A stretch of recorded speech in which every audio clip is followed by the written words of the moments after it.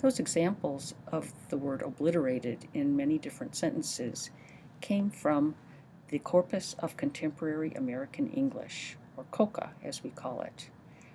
We're going to use this corpus more in this course and learn more about it. We'll also talk about how students can use this resource to get examples for themselves. This is a large collection of American English texts that are used for linguistic research.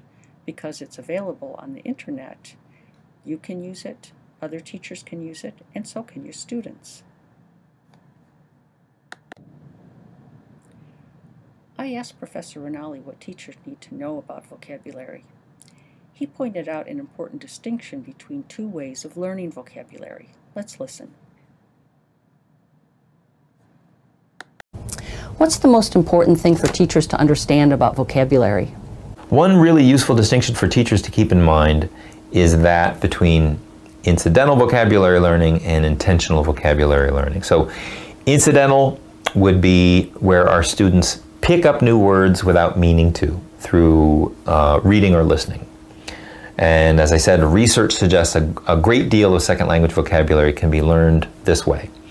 And that's why we need to be doing things like encouraging our learners to do a lot of reading outside of class. Reading for pleasure, extensive reading, and also listening to English language radio programs or English pop songs or English language movies or TV shows that provide some sort of comprehension support in terms of captions or subtitles or something like that, so they can make connections between form and meaning and acquire new words incidentally.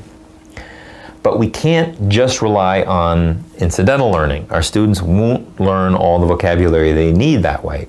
They also need to be learning words intentionally, which means making a deliberate effort to identify words that will be useful to them, and also doing things that will help those words stick in their memories so that they're available to be used later. And intentional learning can involve things like, at the very beginning stages, studying vocabulary lists, which are just high-frequency words in the target language listed next to their equivalents in the student's first language. This is a perfectly acceptable way of trying to learn vocabulary in the beginning stages, trying to memorize these lists. And then later in their careers, students can use vocabulary notebooks or word cards or flashcards, which are paper-based, or nowadays there are a lot of terrific web-based flashcard tools that are free. So incidental learning, intentional learning, that's an important distinction. One more important word starting with I that teachers will want to remember is incremental. So vocabulary is learned incrementally. We have to remember that it doesn't all happen at one time. You don't learn all you need to know about a word in a single meeting with that word. We learn what we need to know through repeated exposures to words in different contexts of use so that our knowledge builds up over time. So it's important in our teaching to find opportunities to give students those repeated exposures. And when they happen, to draw students' attention back to those words and to try and find new things about them that we can point out to our students. Professor Rinaldi said that there are two ways of learning vocabulary: incidental vocabulary learning and intentional vocabulary learning. Incidental vocabulary learning occurs when students are working together in conversation or they're reading, and their focus is really on what they're talking about or what they're reading about. And the vocabulary may just be in the background. They may be using it, they may not know it, they may be picking it up without really realizing it. They learn it incidentally.